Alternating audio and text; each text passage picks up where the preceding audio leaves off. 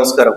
മാൽദീവ്സിലേക്ക് അടുത്ത ആഴ്ച നടക്കാൻ പോകുന്ന ടീച്ചേഴ്സ് ഇന്റർവ്യൂയുടെ ഡീറ്റെയിൽസ് ഉൾപ്പെടുത്തിക്കൊണ്ടുള്ള ചെറിയൊരു വീഡിയോ ആണിത്. ഇപ്പൊ കഴിഞ്ഞ ആഴ്ച ഓൾറെഡി ഒരു ഇന്റർവ്യൂ കഴിഞ്ഞു. ഏകദേശം 14ഓളം വിഷയങ്ങൾക്ക് ഇന്റർവ്യൂ കണ്ടക്ട് ചെയ്ത് കഴിഞ്ഞു.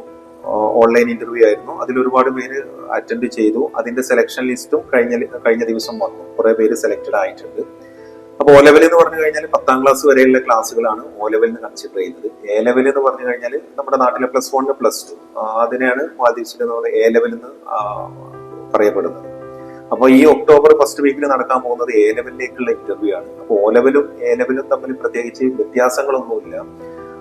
അപ്ലൈ ചെയ്യാൻ വേണ്ട യോഗ്യത, അതേപോലെ ഡോക്യുമെന്റ്സ്, അതുപോലെ സാലറി, സ്കൂൾ ടൈമിംഗ് എല്ലാം സെയിം തന്നെയാണ്.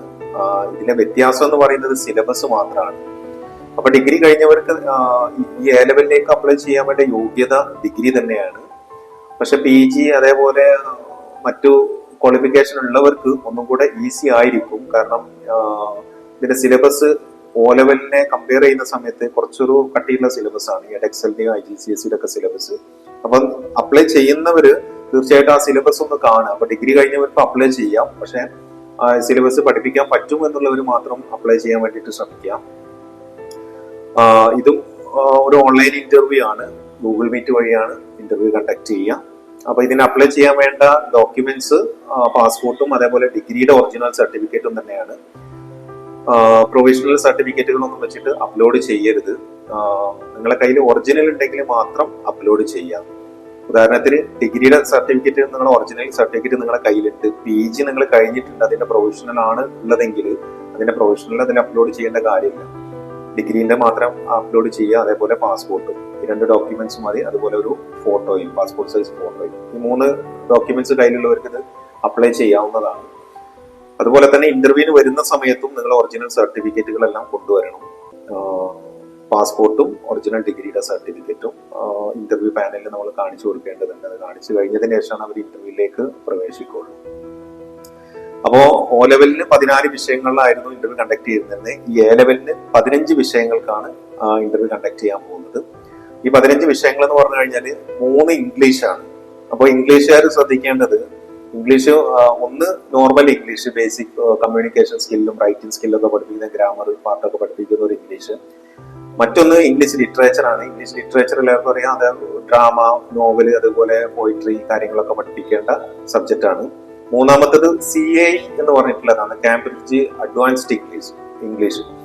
അതില് നമ്മൾ മെയിൻ ആയിട്ട് ഈ IELTS കോഴ്സുകളൊക്കെ ചെയ്യുന്നവരോ അല്ലെങ്കിൽ അത് കഴിഞ്ഞവരോ അതിനെപ്പറ്റി ഐഡിയ ഉള്ളവർക്കൊക്കെ ഒന്നും കൂടെ നല്ലതാണെന്ന് തോന്നുന്നു. കാരണം അതിൽ മെയിൻ ആയിട്ട് സ്പീക്കിംഗ്, ലിസണിങ്, റൈറ്റിംഗ്, അതായത് ഒരു IELTS കോഴ്സിന്റെ അതേ രീതിയിലുള്ള ഒന്നാണ് ഈ CAE എന്ന് പറഞ്ഞിട്ടുള്ള ഇംഗ്ലീഷ്. അപ്പൊ നിങ്ങൾ ഇംഗ്ലീഷുകാർ ചൂസ് ചെയ്യുന്ന സമയത്ത് നിങ്ങൾ ഏതാണോ നിങ്ങൾക്ക് സ്യൂട്ടബിൾ ആയിട്ടുള്ളത് അതിന് ചൂസ് ചെയ്യാം. പിന്നെ മറ്റ് സയൻസ് വിഷയത്തിലുള്ളത് biology, chemistry, physics, computer science 4 വിഷയങ്ങളാണ്. പിന്നെ ഉള്ളത് എക്കണോമിക്സ്, കൊമേഴ്സ് വിഷയങ്ങളിൽ economics, business studies, BTech, hospitality, travel and tourism and accountancy, ഈ വിഷയങ്ങളാണ്. ഇതിലിപ്പോ എക്കണോമിക്സ് BA എക്കണോമിക്സ് മതി. ബിസിനസ് സ്റ്റഡീസിനാണെങ്കിൽ BCom അല്ലെങ്കിൽ BBA, MBA-കാർക്കൊക്കെ അപ്ലൈ ചെയ്യാൻ പറ്റുന്ന ഒന്നാണ് ബിസിനസ് സ്റ്റഡീസ്. അതുപോലെ BTech, ഹോസ്പിറ്റാലിറ്റി, അത് പിന്നെ ട്രാവൽ ആൻഡ് ടൂറിസവുമായി ബന്ധപ്പെട്ട ഒരു പേപ്പറാണത്. അപ്പൊ അതിനും മെയിൻ ആയിട്ട് ഹോട്ടൽ മാനേജ്മെന്റ് കഴിഞ്ഞവർ അല്ലെങ്കിൽ BBA കഴിഞ്ഞവർ, MBA കഴിഞ്ഞവർക്കൊക്കെ അപ്ലൈ ചെയ്യാൻ പറ്റുന്ന ഒരു ജനറൽ പേപ്പറാണ് ഈ BTech, ഹോസ്പിറ്റാലിറ്റി എന്ന് പറഞ്ഞത്. അതുപോലെ ട്രാവൽ ആൻഡ് ടൂറിസം സെയിം തന്നെയാണ്. ട്രാവൽ ആൻഡ് ടൂറിസത്തിൽ ഡിഗ്രി ഉള്ളവർക്ക് അല്ലെങ്കിൽ നേരത്തെ പറഞ്ഞ ഹോട്ടൽ മാനേജ്മെന്റോ അല്ലെങ്കിൽ BBA, MBA-കാർക്കൊക്കെ അപ്ലൈ ചെയ്യാവുന്നതാണ്. പിന്നെ മറ്റൊന്ന് അക്കൗണ്ടിങ് ആണ്. അത് കൊമേഴ്സുകാർക്ക് അപ്ലൈ ചെയ്യാൻ പറ്റുന്ന സബ്ജക്റ്റ് ആണ്. പിന്നെ ഒരു 3 ഓപ്ഷണൽ സബ്ജക്റ്റും കൂടെ ഉണ്ട് അതിൽ. അതൊന്ന് സൈക്കോളജി ആണ്, പിന്നെ മെക്കാനിക്സ്, സ്റ്റാറ്റിസ്റ്റിക്സ്. അപ്പൊ സൈക്കോളജിക്ക് അപ്ലൈ ചെയ്യണമെങ്കിൽ BSc അല്ലെങ്കിൽ MSc സൈക്കോളജി കഴിഞ്ഞവർക്ക് MA സൈക്കോളജി, BA സൈക്കോളജിക്കാർക്കൊക്കെ അപ്ലൈ ചെയ്യാവുന്നതാണ്.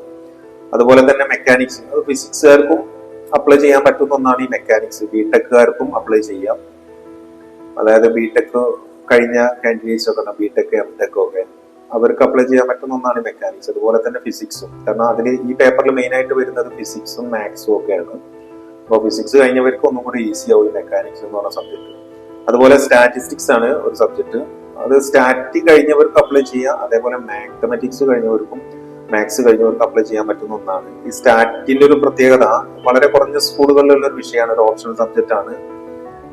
അതുകൊണ്ട് തന്നെ സ്റ്റാറ്റിക്ക് സെലക്റ്റഡ് ആവുന്നവർ തീർച്ചയായിട്ടും മാത്സ് പഠിപ്പിക്കേണ്ടതായിട്ട് വരും, ചെറിയ ക്ലാസ്സിൽ അല്ലെങ്കിൽ 9, 8 ക്ലാസ്സിലൊക്കെ. അപ്പൊ മാത്സ് കഴിഞ്ഞവർക്കും അല്ലെങ്കിൽ മാത്സിന്റെ ബേസ് ഉള്ളവരാണെങ്കിൽ ഒന്നും കൂടെ നല്ലതാണ് സ്റ്റാറ്റി ഓപ്റ്റ് ചെയ്യാൻ. അപ്പൊ ഇത്രയും വിഷയങ്ങൾക്കാണ് ഇന്റർവ്യൂ കണ്ടക്ട് ചെയ്യാൻ പോകുന്നത്. അപ്പൊ അപ്ലൈ ചെയ്യുന്നവർ വളരെ പ്രോപ്പറായിട്ട് ചെയ്യാം. വളരെ ഏകദേശം ഒരു 25% ആൾക്കാരാണ് ഇപ്പൊ കഴിഞ്ഞ പ്രാവശ്യമൊക്കെ അവര് ഷോർട്ട് ലിസ്റ്റ് ചെയ്തത്. 2600 കാൻഡിഡേറ്റ്സിനെ അവർ റിമൂവ് ചെയ്തിട്ടുണ്ട്.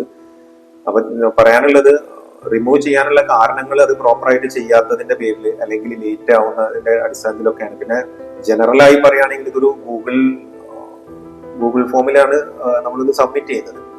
അപ്പൊ അവർക്കൊരു നമ്പർ ഓഫ് കാൻഡിഡേറ്റ്സ് ആയി കഴിഞ്ഞാൽ അവര് കുറെ പേരെ റിമൂവ് ചെയ്യാൻ സാധ്യത ഉണ്ട്. അപ്പൊ ചെയ്യുന്നവർ, അപ്ലൈ ചെയ്യാൻ താല്പര്യമുള്ളവർ എന്ത് ചെയ്യാം, പെട്ടെന്ന് തന്നെ ചെയ്യാൻ വേണ്ടിയിട്ട് ശ്രമിക്കാം. 28-ാം തീയതിയാണ് ലാസ്റ്റ് ഡേറ്റ്. അതിന് മുന്നേ ചെയ്യാം. പാസ്പോർട്ടൊക്കെ ഇല്ലാത്തവർക്ക് തൽക്കാലം അപ്ലൈ ചെയ്ത് കഴിഞ്ഞാൽ പാസ്പോർട്ട് കിട്ടും പെട്ടെന്ന്. പാസ്പോർട്ട് നിർബന്ധമായിട്ട് വേണം അത് അപ്ലൈ ചെയ്യാൻ. എന്നിട്ട് പാസ്പോർട്ട് കിട്ടിയിട്ട് അത് അപ്ലൈ ചെയ്യാം.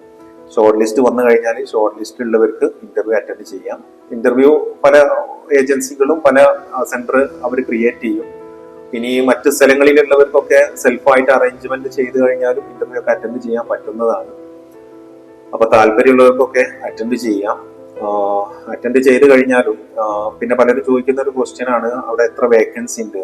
ഇപ്പൊ മാൽദീവ്സിലേക്ക് ടീച്ചേഴ്സ് ഇന്റർവ്യൂ നടക്കുന്നത് അവിടെ വേക്കൻസി റിപ്പോർട്ട് ചെയ്തതിന്റെ അടിസ്ഥാനത്തിൽ മാത്രമല്ല.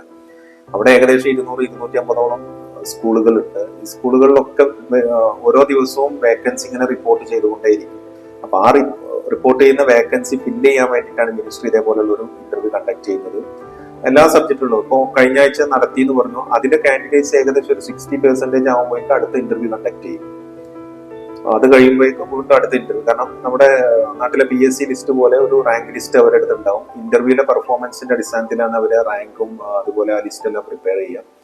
എന്നിട്ട് ആദ്യത്തെ വേക്കൻസി വരുമ്പോൾ ആ ഇന്റർവ്യൂവിൽ ഏറ്റവും നന്നായി പെർഫോം ചെയ്തത് ആരാണോ അവർക്കാണ് ആദ്യത്തെ പ്ലേസ്മെന്റ് ഉണ്ടാവുക. അങ്ങനെ 1 by 1 ആയിട്ട് ഇങ്ങനെ വന്നുകൊണ്ടേയിരിക്കും. സെലക്ടഡ് ആയി കഴിഞ്ഞാൽ പ്ലേസ്മെന്റ് 100% ഉറപ്പാണ്. പക്ഷെ നമുക്ക് പ്ലേസ്മെന്റ് കിട്ടുന്ന സമയത്തിൽ വ്യത്യാസം ഉണ്ടാവാം എന്ന് മാത്രം. ചിലപ്പോ ഒരാഴ്ചക്കുള്ളിൽ തന്നെ പോകാൻ പറ്റുന്നവരുണ്ടാവാറുണ്ട്, ഒരു വർഷം കഴിഞ്ഞിട്ട് പോകാൻ പറ്റുന്നവരുണ്ടാവാറുണ്ട്. അപ്പൊ അതുകൊണ്ട് ഇന്റർവ്യൂ അറ്റൻഡ് ചെയ്യുന്നതിനൊന്നും പ്രശ്നമില്ല. ഈ സെലക്ടഡ് ആയി കഴിഞ്ഞാലും കറന്റ് ജോബ് ഒന്നും റിസൈൻ ചെയ്യേണ്ട കാര്യമില്ല. നമുക്ക് ഓഫർ ലെറ്റർ വരുന്ന സമയത്ത് മാത്രം റിസൈൻ ചെയ്ത് ബാക്കി പ്രൊസീജിയർ കാര്യങ്ങളൊക്കെ താല്പര്യം ഉണ്ടെങ്കിൽ മാത്രം എന്ത് ചെയ്താൽ മതി, പോയാൽ മതി. അതുപോലെ തന്നെ നല്ലൊരു ഓപ്പർച്യൂണിറ്റിയാണ്, പ്രത്യേകിച്ച് ഫ്രഷേഴ്സിനൊക്കെ. എക്സ്പീരിയൻസോ കാര്യങ്ങളൊന്നും അവർ നോക്കുന്നില്ല. മെയിനായിട്ട് നമ്മുടെ സർട്ടിഫിക്കറ്റുകളോ അല്ലെങ്കിൽ നമ്മുടെ എക്സ്പീരിയൻസ് ഒന്നും അവർ കൺസിഡർ ചെയ്യാറില്ല. ആ ഒരു ഇന്റർവ്യൂവിൽ 5 മിനിറ്റ് മുതൽ 20 മിനിറ്റ് വരെയാണ് ഓരോ കാൻഡിഡേറ്റ്സിനും അവർ ഇന്റർവ്യൂ ചെയ്യാറുള്ളത്. ആ ഒരു ഇന്റർവ്യൂവിൽ എങ്ങനെയാണോ പെർഫോം ചെയ്യുന്നത് അതിന്റെ അടിസ്ഥാനത്തിൽ മാത്രമാണ് അവർ അത് ചെയ്യാറുള്ളത്. പിന്നെ ഇന്റർവ്യൂവിൽ അവർ അസസ് ചെയ്യാറുള്ളത് നമ്മുടെ കമ്മ്യൂണിക്കേഷൻ സ്കില്ല്, നമ്മുടെ എക്സ്പ്ലനേഷൻ സ്കില്ല്, അതുപോലെ തന്നെ ഡെമോൺസ്ട്രേഷൻ സ്കില്ല്. ഒരു ടോപ്പിക്കൊക്കെ അവരെ എക്സ്പ്ലെയിൻ ചെയ്യാൻ പറയാറുണ്ട്. അത് നമ്മൾ ജസ്റ്റ് ആ ഒരു ടോപ്പിക്ക് നമ്മൾ എങ്ങനെയാണോ എക്സ്പ്ലെയിൻ ചെയ്യുക എന്ന് അവർക്ക് അറിയാൻ വേണ്ടിയിട്ടാണ്. അതിന് നമ്മൾ ടീച്ചിങ് എയ്ഡോ അല്ലെ മറ്റു കാര്യങ്ങളൊന്നും കൊണ്ടുവരേണ്ട കാര്യമില്ല. പിന്നെ അതേപോലെ തന്നെ കുട്ടികളെ സൈക്കോളജിയുമായി ബന്ധപ്പെട്ട കാര്യങ്ങൾ അവർ ചോദിക്കാറുണ്ട്. പിന്നെ ടെക്നോളജി, IT എങ്ങനെയാണ് നമുക്ക് എഡ്യൂക്കേഷനിൽ യൂസ്ഫുൾ ആവുക, പിന്നെ നമ്മുടെ ടീച്ചിങ് സ്ട്രാറ്റജി, ഇതേപോലുള്ള കാര്യങ്ങളാണ് മെയിനായിട്ട്. ഒരു 90% ക്വസ്റ്റ്യൻസ് സിലബസിനാണ് ചോദിക്കുള്ളൂ. കാരണം ഈ സിലബസ് പഠിപ്പിക്കുന്ന അതേ മാലികാരായിട്ടുള്ള ടീച്ചേഴ്സാണ് നിങ്ങൾ ഇന്റർവ്യൂ ചെയ്യുക. അത് O level ആണെങ്കിലും A level ആണെങ്കിലും ഒക്കെ.